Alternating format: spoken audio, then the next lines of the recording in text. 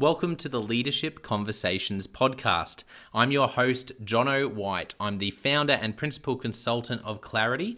We are an Australian-based consultancy that works with leaders around the world, and our passion is to invest in people to become everything they're meant to be in order to fill the world with healthy organizations that people love to work for and customers line up to buy from. The goal of this podcast is to invest in you and your leadership. If you're just joining us for the first time, then feel free to check out consultclarity.org. That's our website, consultclarity.org. We have so many free resources on there, the most popular being our 7 Questions on Leadership series. We've had more than 1,500 leaders from around the world in all different sectors give their in-depth answers on leadership, what books they love, what they found most challenging, the most meaningful stories, how they structure their time through the day. That's free, so go and check it out. And we'd love to interview you about your leadership. I believe you have advice from your experience, your context, and your life so far that is important and can help other leaders. It's also a great way to give back. It's free to get involved, and you can do so by going to consultclarity.org/7-questions-interest, or just Google consultclarity.org 7 questions interest and fill out the form that pops up. We have a free resource for you on our website. It's called Leadership Survival Guide. It's a 57-page ebook. It has interviews with 10 world-class leaders, and you can go to consultclarity.org. It's right at the top, and get that today. We also have a daily email that we send out to over 15,000 leaders, and that email contains the highlights, our best content from our podcasts, our blog, my book, the books that we're loving that are out there about leadership. It's also the best way to get access to our masterclasses and workshops before anyone else. And there's also exclusive and limited special options just for subscribers. And you can subscribe by going to consultclarity.org/subscribe. Now, my gift to you is to work incredibly hard to provide the best leadership content I can to invest in you and your leadership. So if you're finding our content helpful, if you find this podcast helpful, then your gift to me could be this. If you do find it helpful, then write a review or rate our content and make sure you subscribe or follow. I can't emphasize enough how helpful that is. It really does help us to get the word out there so we can invest in more leaders to become everything they're meant to be. It also means a lot to me personally when people like you and people in our community share our content on social media. So if you do that, then please do look for me, Jonno White, to tag me, and look to tag Clarity on whatever platform you're on. And our team, including me, I'm always looking to see when people have mentioned us so that I can engage with you. And also we look at sharing content. So if you write something about something we've done, there's also a good chance we'll share that with our followers. So if you could do that, that is a massive, massive help as we try to invest in as many leaders as we can around the world. Last of all, you can check out my book about how to deal with difficult people even if you hate conflict. It's called Step Up or Step Out. It's available on Amazon. You can just look up Step Up or Step Out Jonno White, or you can go to store.consultclarity.org/book and check it out there. I have coached leader after leader after leader, and in more than 50% of the sessions, this topic comes up. How do I deal with this person? I'm finding it really difficult, and I just want to find a way that doesn't blow up to just to have a difficult conversation, to lead them better. How do I do that? There's a 3-step process that I outline in this book that I believe can help you. Okay, let's get into today's episode of the Leadership Conversations podcast. Enjoy. Welcome to another episode of the Leadership Conversations podcast. Today's guest is Pete Slaney. Pete is the principal of Manukau Christian School in Auckland, New Zealand, one of my favorite parts of the world. Such a beautiful place. Pete, welcome to the podcast. Hey, thanks, Jonno. And you did pretty well with the pronunciation there. Actually, not bad for an Australian, I must say. That's right. One of my favorite stories is from episode 2, right when I was starting the podcast. An educational leader, actually, he's a great guy, Mark Plitzerwhite in the US. And as we was prepping, I said, so just checking your school district is Fontana School District. And he goes, oh, Jonno, no, it's Fontana. And I was like, oh, no, I've completely Australian. I was so glad I checked. So you can't hear that on the podcast because I checked previously. So I'm always checking with that I don't Australianize everything too much with my Aussie accent. Although I throw everyone under the bus by just my name, Jonno. Half. If you want to have a laugh, listen back to the podcast. All the different accents saying Jonno. It's really entertaining. I enjoy it anyway because it's such an Aussie name. Enough about me, Pete. This is about you. So tell us. I'd love for listeners to find out a bit about you. Tell us a bit about who you are and what you do.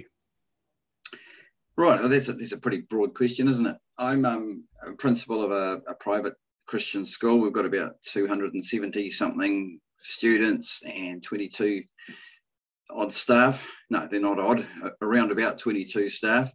I've been doing this for just over 4 years. Prior to that, I was principal of another school, another independent Christian school, for 8 years, and I kind of fell into being a principal unintentionally through a series of circumstances that I could share if you wanted me to. But yeah, I'm a passionate Christian. I believe in God.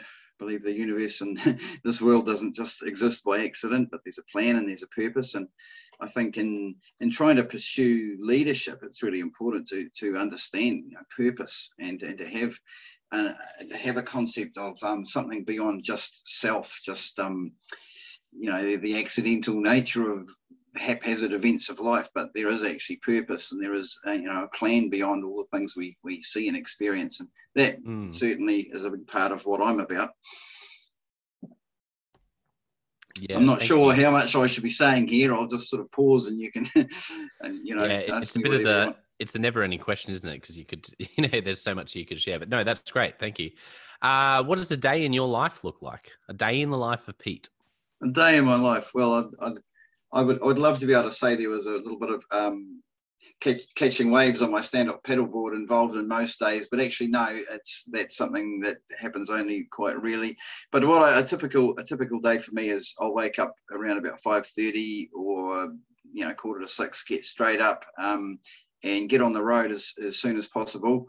And while I drive to work, I've got quite a long drive, I make that my quality time with God, and I pray and I commit my day to Him, and I ask Him for guidance, and I ask Him for wisdom and forgiveness when necessary, and I just relate to Him as my Heavenly Father, and try to get my day started on a good foundation. Get to work, make some breakfast, have coffee. Coffee's the most important thing. Have a look at some scripture, and read my Bible over breakfast, and then about 7 o'clock the work day starts, and I'll typically start by just reviewing where I got to with the previous day, and just checking what's yet to be sorted out. Then I'll have a look at my set of appointments for that day and see what I need to prepare, and then and only then I'll check my emails, because I've sort of learnt the hard way that if you start the day by checking the emails, the tyranny of the urgent takes over, and the important non-urgent things that you were halfway through doing or you didn't get to yesterday don't get done again today, and you end up a slave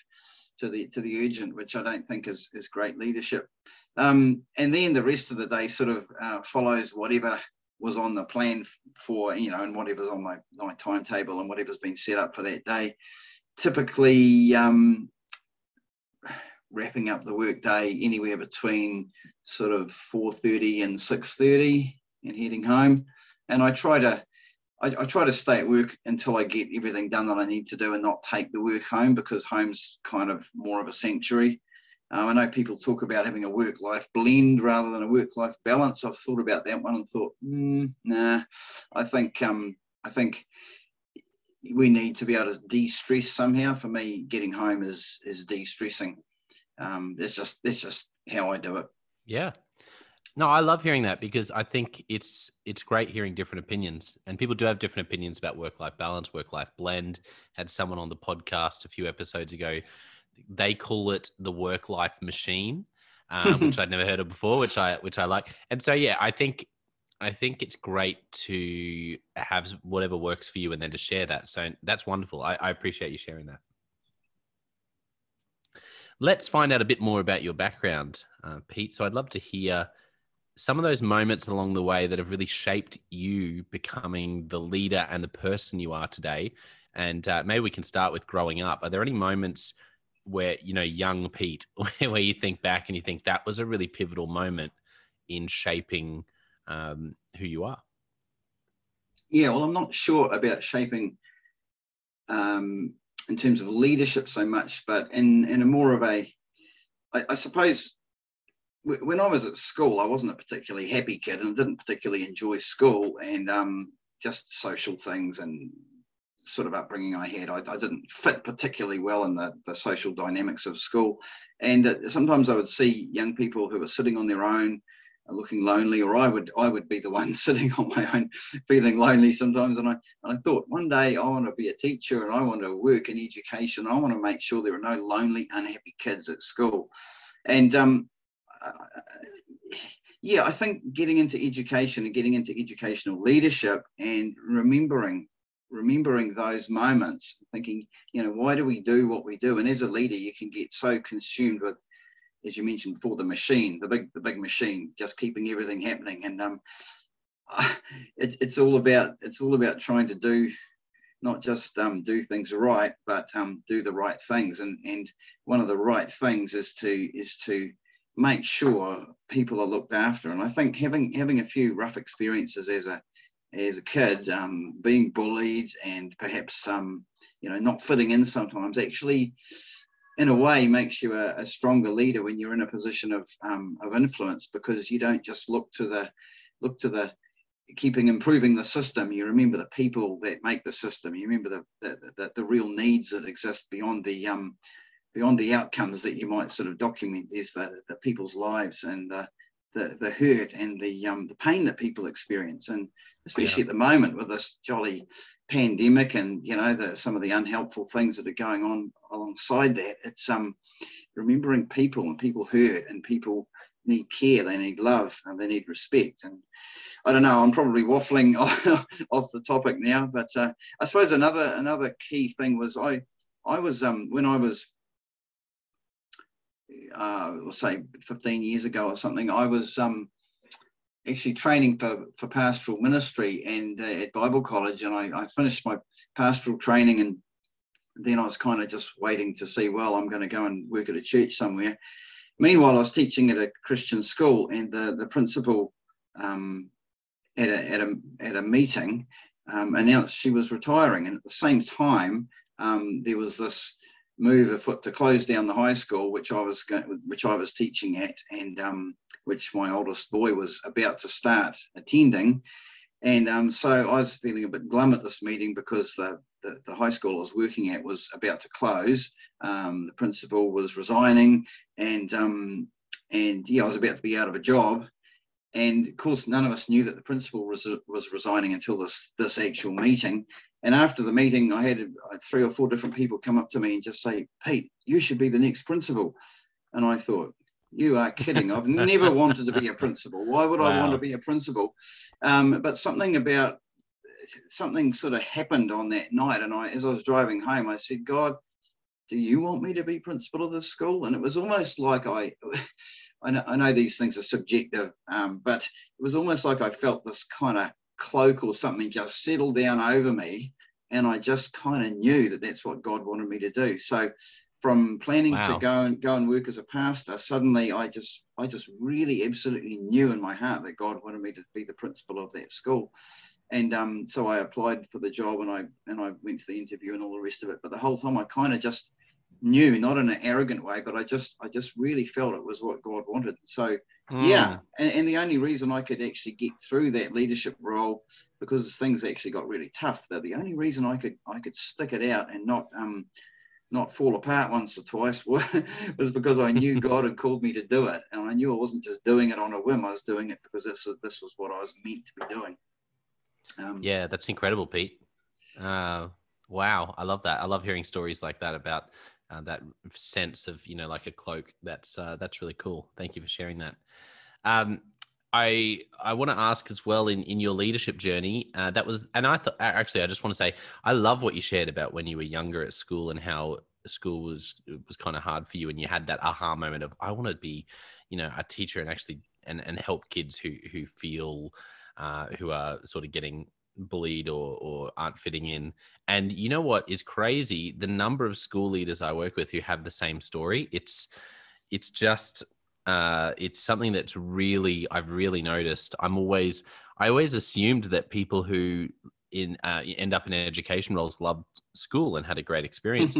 But I'd say often I'm in a room and 75% of the leadership team say, well, actually for me, school was really hard, or actually for me, this part of school was really tough. And, but I think that's often the seed that leads to, exactly like you said, and I always say this to leaders as well, that's what gives you the empathy to then be able to lead those kids and look them in the eye and tell them you understand and see things differently to other people.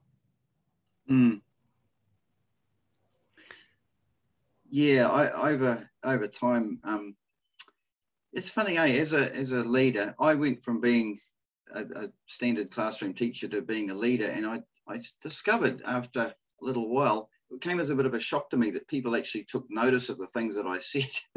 And I don't think I'm a natural leader. I'm not a really dominant personality type, but we'd have meetings, appraisal meetings, various sorts of things, and I'd say things, and sometimes people would come back to me a couple of days later and say, I've just got to say to you, I feel really hurt by what you said. And I'd say, oh, really? What did I say? And they'd relay something. I said, oh, well, okay, I said that. Well, why don't we have a chat about what I was meaning to say? Because maybe what I was meaning to say and what you have picked up, maybe there's a bit of a gap there, and so there'd be a bit of a clarifying conversation. And sometimes people would come back weeks later, and I realised that as a leader, people, even though I think of myself as an extremely ordinary Joe average person, people put a lot of store in the comments that you make, and you've got to be so careful what you communicate, overtly and subtly, covertly. And I've sort of just developed this little statement that I say to myself quite frequently, and that is, people are precious, don't break them. And I wish I could say I live by that all the time, because I crash and burn, and do things wrong and find myself on the back foot apologizing, and what I meant to do or what I should have done, or if I had this over again, what I think I'd do differently. But my aim is always to treat people in that way. People are precious, don't break them. It's kind of just and that possibly relates to what you were saying about many educational leaders perhaps do come from a place of not coping that well with school, and they want to make school a better environment for young people today. And that's part of my thing. I love that statement. People are precious, don't break them. That's good. That's really good, Pete. Something that I thought of as you were talking about that idea of saying something and then weeks later someone says, it really hurt me when you said this. And you say, what? I said that? Wait a second. Let's, I found the funniest thing for me, which is actually a really good exercise for anyone listening to go and try, is when you're next having a chat with someone, whether they're a friend or whether they're your leader or whether you're leading them, and they say something, because I do this a lot when I'm working with leaders. And the funniest thing to me, and it happens all the time, is someone will say something to me and I will do this active listening. So I'll repeat it back to them, but I'm not summarizing. I'll often use exactly some of the same words they use. And the number of times, it's like 50-50, I'd say.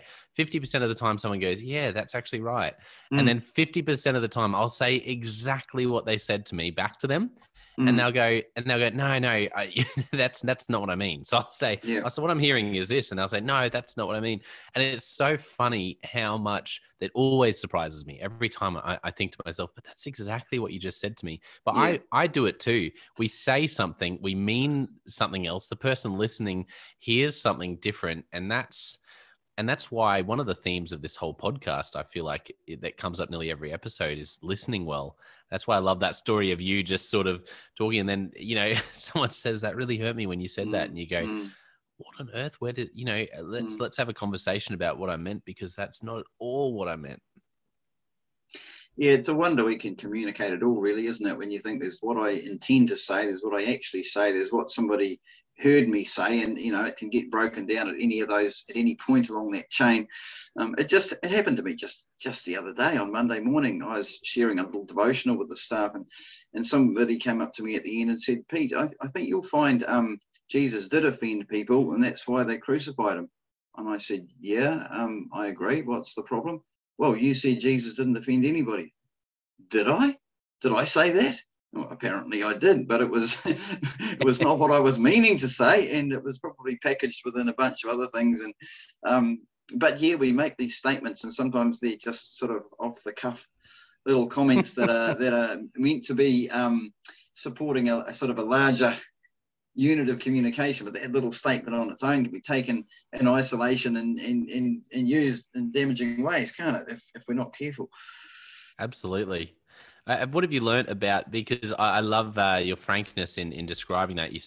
You were looking at pastoral ministry. Suddenly there's a very clear sense and story and journey behind taking the role of principal. And I also appreciated how you shared that wasn't easy. No, it wasn't. And It really just because we're meant to do something and it being easy, that they're not, they don't go hand in hand. Sometimes what we are meant to be doing is really hard, and even painful sometimes.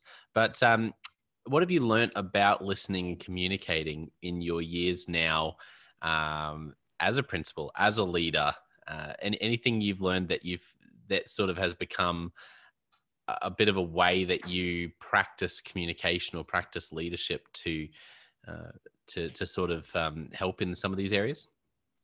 Yeah, I think you mentioned it before.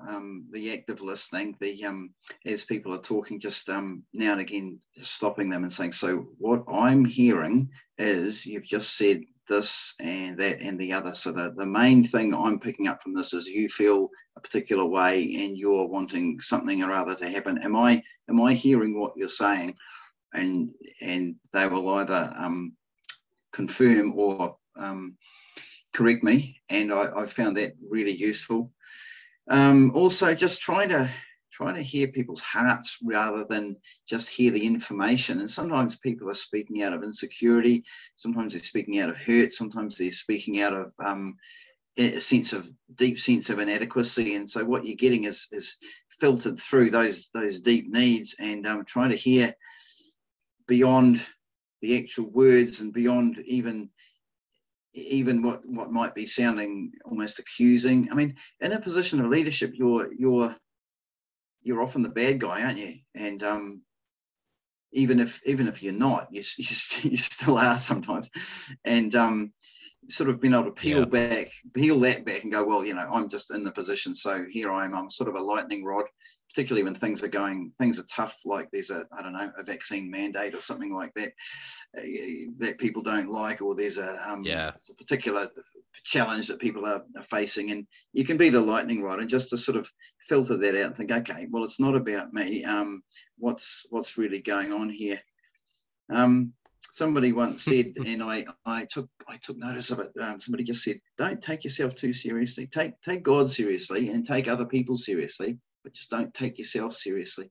And I think sometimes leaders can feel that, right, I'm the leader, so I've got to have a total handle on everything. I've got to be the expert in the room on every field. I've got to be the one who knows everything about everything, and then they burn out. Or just give up in disappointment. And I think in communicating and listening and listening hard and listening well, also being prepared to not be the expert, to not always have the answer, and to sometimes just be able to acknowledge that the person you're talking to knows way more about X, Y, and Z than you know, and that's okay. Because being the leader doesn't mean you're the expert in everything. Being the leader just means you're helping everyone else to be the expert in their field and to flourish in what they're doing.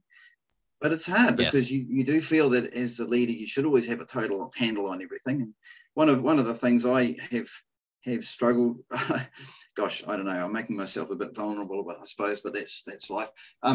In my current role is I work with some brilliant people. They're so knowledgeable, they're so clever, they're so astute, they're so talented. You can feel insecure. You can start to think, I'm the dumbest guy in the room.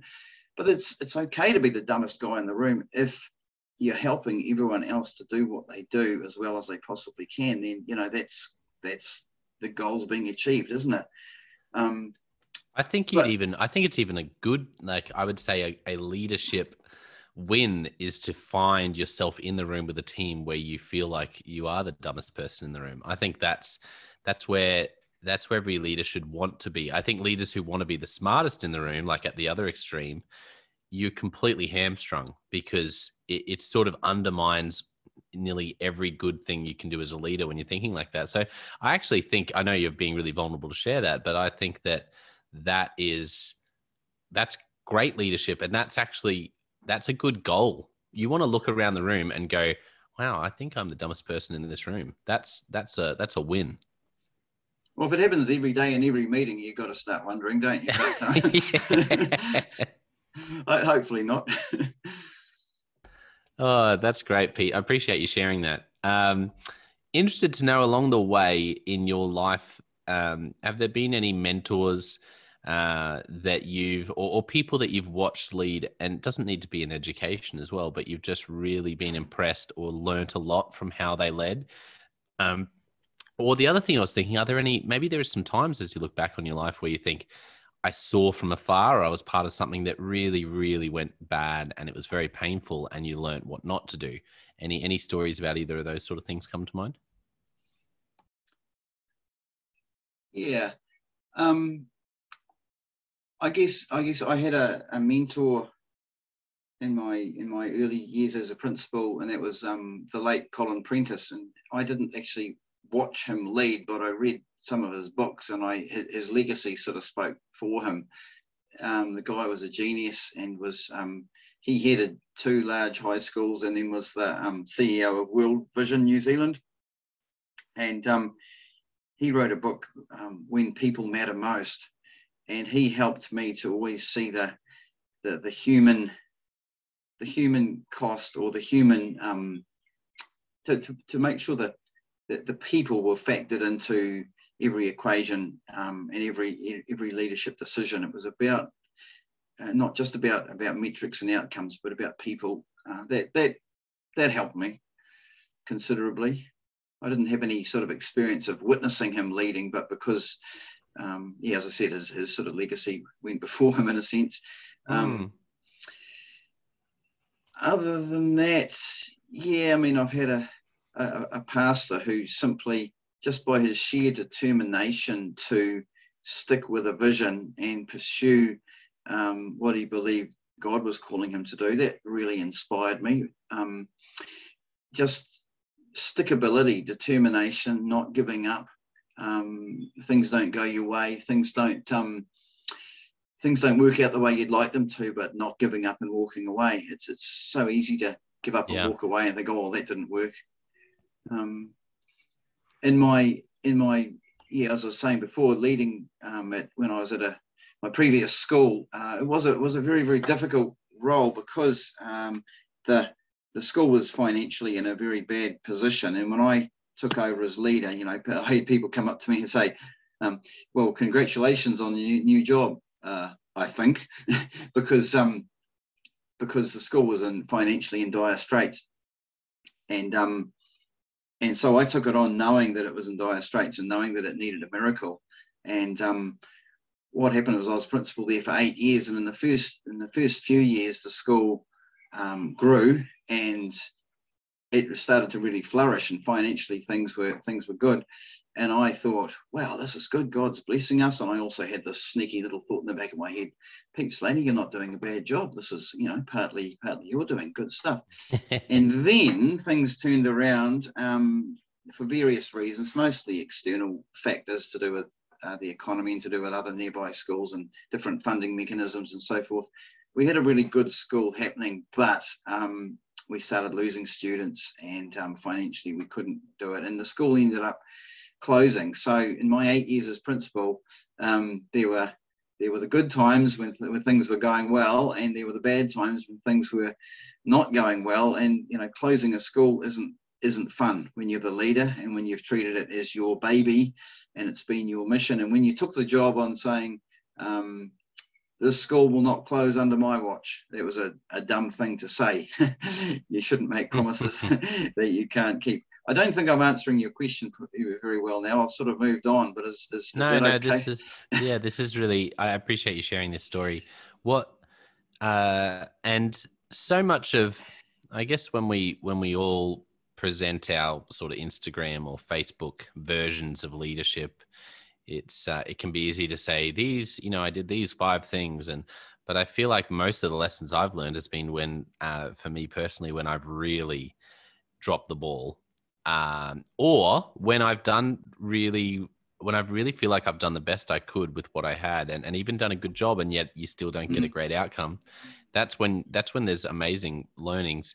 So I'm interested to know, from that really hard season where you had to close a school that you, like you said, you were so committed to, and it was obviously so important to you, and you really poured and invested so much in. What did you learn from that as a leader? Was there any sort of key learnings that you walked away from that experience that have stayed with you? Yeah, there's a couple. One would be about how we measure success and how we measure failure. Another one would be, I think, as I said before, I could only go through that experience, the difficult parts of that experience. I could only go through it because I knew God had called me to do it. And the last 2 years were extremely difficult. And as a leader, I think if you're passionate and you're called to something, you can just about do anything. But if you don't have the passion, get out and do something else. If you're not driven by a passion to really see the thing that you're leading flourish, I don't know, there's just no place.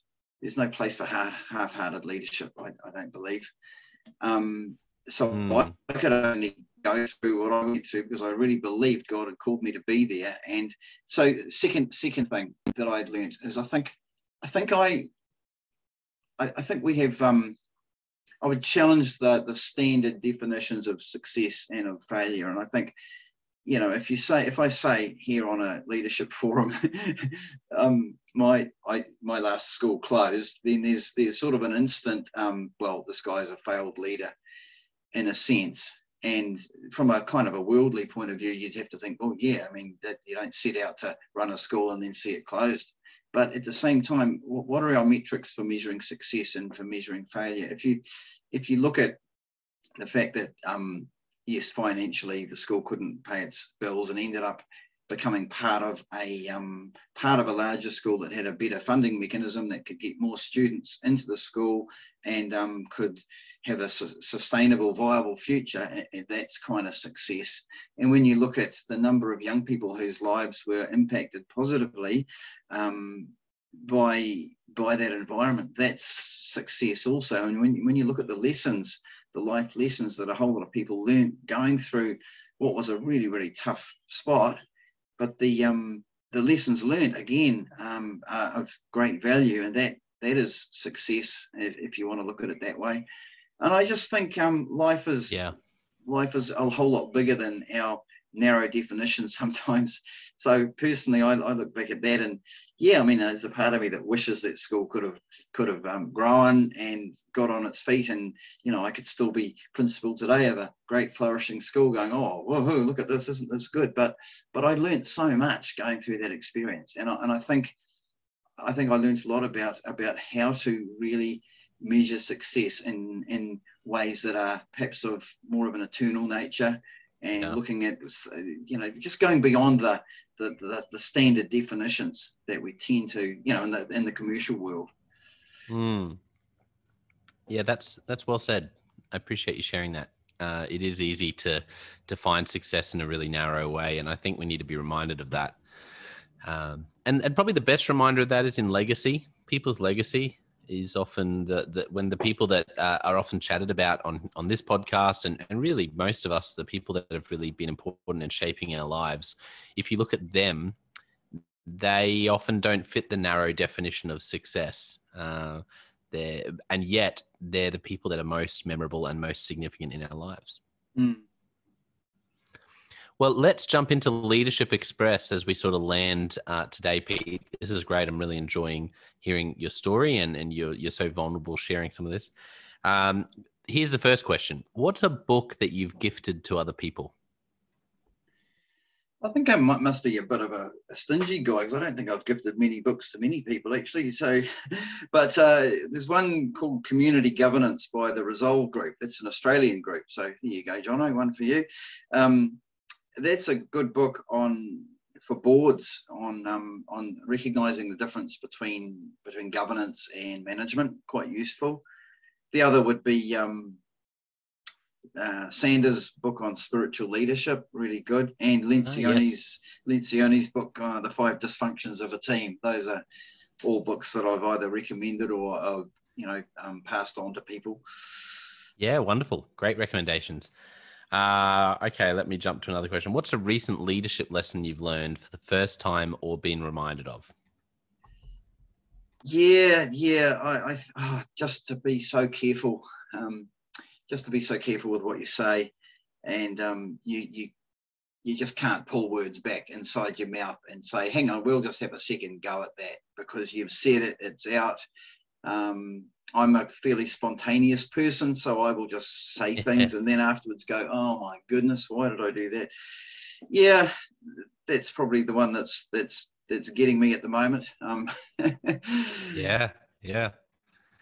That's good. I think there's, and it's always interesting, isn't it? The balance. That's one of those things, though, that as a leader, recognizing, which I think you've shared really well about telling some stories, the weight of our words, and just realizing that they're probably having more of an impact than we realize, and just to weigh them carefully. So that's great. Sorry, you go. Oh no, I was just going to say the other side to that would be, if it needs to be said and it's going to be tough, say it in person, face to face, rather than becoming the keyboard warrior and blasting off an email. Just never works well. But I think everybody knows that by now. Well, I think we're all guilty of doing, and what.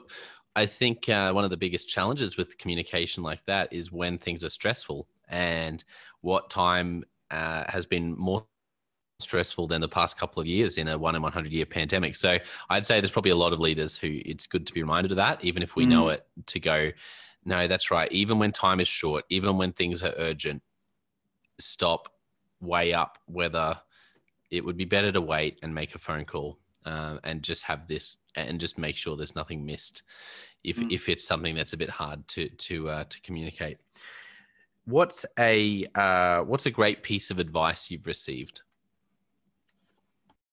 Oh, that I haven't already shared. Yeah, the one about not taking yourself too seriously is a good one. Taking other people seriously. Yeah, that's good. Not you can use the same advice multiple times. Yeah, I might have to. I'll run out of ideas. The idea of that leaders know the way, they show the way, they go the way. If you're not going to go the way, don't bother telling people what they're supposed to do, because people respect the leader who actually does the thing, walks the journey with them, alongside them. That's advice from a book I read by Sanders. That's right. Can't remember his first name. Spiritual Leadership. Great book. Yeah. That's great. Thank you for sharing that. What is a movie or TV show that really impacted you? Oh goodness, I don't watch many movies or watch a whole lot of TV. I don't know. You can pick another book if you want. A book's fine. Yeah, I really enjoy Lord of the Rings. Hey, where I don't know if it's your typical movie about leadership, probably not, but the way. No, that's amazing. I second that. That's Some of the best movies ever made. That determination to carry that ring no matter what, and not be distracted or convinced by well-meaning others who will offer to take the thing from you. No, it's your burden to carry, and you've got to carry it all the way. And come what may, that's your call. You've got to do it. Yeah. I don't know. I find that inspiring. And quick plug for New Zealand, any Lord of the Rings fans. My wife Liz and I were able to, just before COVID, go and see some of the places, particularly the Hobbit village where they filmed Lord of the Rings, because we love Lord of the Rings. So no, definitely that's a great recommendation. And anyone out there who's going, yes, 100% Pete, and I think that is a book, and that they are stories that are so full of leadership lessons. Just the selflessness of the group in the higher sort of mission to actually realize this may cost me my life, but still it's worth it. Like just things like that you go, whew, that story is a beautiful story about leadership. And the other would be Darkest Hour, Churchill's courage and his conviction to work through those really, really dark days and never give up. That's a leader you've got to admire, eh? Yeah. Have you ever come across his journals from the wars? Like there's 5,000 page sort of journals by Churchill. Have you ever come across that? No, I haven't. Yeah, I haven't read it, but it's on my list because I think it was on the Tim Ferriss show, another podcast, where someone mentioned one of their favorite things that they've ever read were these journals that Churchill was writing every day through the war. And so that's something I went, oh, I really want to get my hands on that to read it. Like just being able to read. And I think a lot of it, and I can't remember who it was in the interview, but saying a lot of it is numbers or just daily things, but just to get inside the mind of a leader going through that is fascinating. So I don't know what it's called, but people could probably Google it and find it. But that's one that, so yeah, Winston Churchill, Darkest Hour, another great recommendation, Pete. Love it. Yeah. Okay, last question. If you were sitting down with a young leader and you could only give them one piece of leadership advice, what would you say? Keep the main thing the main thing.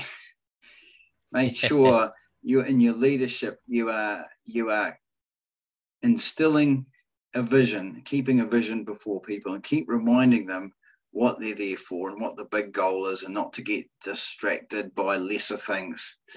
That would be the number one thing, I think. Yeah, that's a wonderful number one thing. Keep the main thing the main thing. And for those who have found this really helpful and might want to connect with you, are you on LinkedIn or Twitter, anywhere else online, Pete? No, not really. People could just message me, Facebook Messenger, and I'd be happy to hear from anyone who wanted to connect. That'd be fine. And Manukau Christian School is the organization if anyone wants to. So I just know that you never know, some of the stories you shared could really help people. And so if people want to drop a line, then look Pete up on those social media channels, or you can look the school up and and totally. Yep. Happy to chat.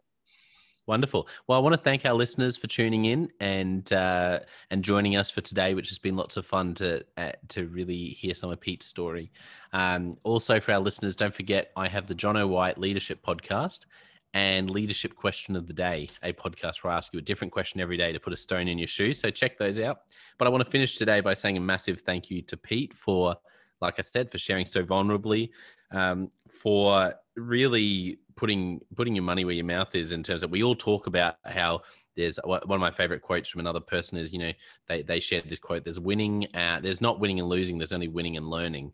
And your story is so rich in that, because it's easy to say that, but I've just really, really appreciated how you've shared some of your journey and what you've learned, and wonderful lessons.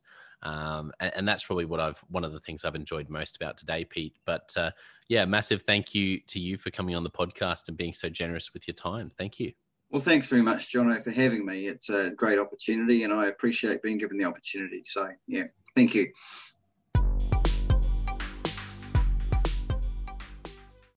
Well, I hope you enjoyed that episode of the Leadership Conversations podcast as much as I did. If you're joining us for the first time, don't forget to check out consultclarity.org. That's our website, consultclarity.org. We have so many free resources on there, including our 7 Questions on Leadership series. We've had more than 1,500 leaders from all over the world in all different roles, in different industries, answer these 7 questions on leadership, and leaders give these in-depth answers around how they spend their time, a book that's been significant for them. It's just a gold mine. It's completely free to access, so go to consultclarity.org and look for that. We'd also love to interview you about your leadership. I believe your experience, your life, your context means that you have advice on leadership that other leaders can learn from. Yes, you, if you're going, not me, well, no, I really believe you would have something to add. So if you're looking for a way to give back, it's completely free to get involved. And we would love to interview you through the 7 Questions on Leadership. You just go to consultclarity.org/7-questions-interest, or Google consultclarity.org 7 questions interest and fill out the form and get involved.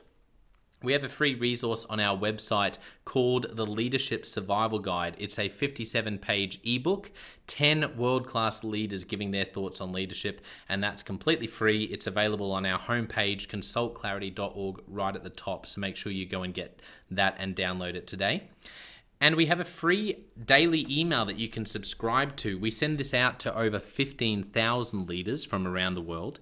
And it contains the highlights of content from our podcasts, our blogs, our books we're reading. It's got the best content, and it gives you exclusive, limited, early access to our masterclasses, workshops, new products, special offers. It's all for our subscribers. You can go to consultclarity.org/subscribe and join 15,000 other leaders. And you know, my gift to you is to work really hard, particularly through the Leadership Conversations podcast.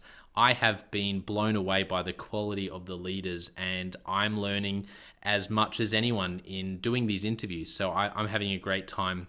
And my gift to you is to keep lining up the best leaders I can to invest in your leadership. Your gift to me, if you're finding this helpful, there is something that you could do that would help us out massively. And that is to write a review and to leave a rating for our podcast or wherever you're watching or listening to this. I can't tell you how much that helps us out. Also, subscribe or follow. It really does make a difference in helping us to help more leaders become everything they're meant to be. Another thing that means a lot to me personally is when I see our community share our content. So if you do share this or any other piece of content on social media, then thank you, and please do that. And look for me, Jonno White, or Clarity, and tag us in your post. Our team is always looking for posts to engage with from our community, and there's also a chance that we'll share your content to go beyond and share it with our followers. Last of all, you can check out my book. It's called Step Up or Step Out: How to Deal with Difficult People Even If You Hate Conflict. I wrote this book because 50% of the coaching sessions I have with leaders, this topic comes up again and again and again. And it's this idea of, how do I have this difficult conversation? How do I lead this person better when I'm finding them difficult? Or in some cases, you look and you say, I think I might be leading a difficult person. They're just quite difficult to lead, or I'm finding them quite difficult to lead. So there's a 3-step process that I unpack in Step Up or Step Out. And the amazing thing, and I've literally done this myself, and I've heard it anecdotally from other leaders as I've coached them, is that if you follow this process, you will see that person step up and change their behavior or make a decision, which is to step out some of the time.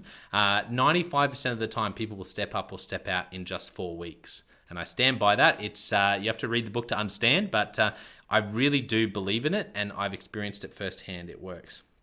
So you can go to Amazon, look up Step Up or Step Out Jonno White, or store.consultclarity.org/book. Well, thank you so much for listening. We're going to be back with a new episode next time of the Leadership Conversations podcast. And I hope today has helped you to take another step towards becoming the leader you're meant to be. See you next time.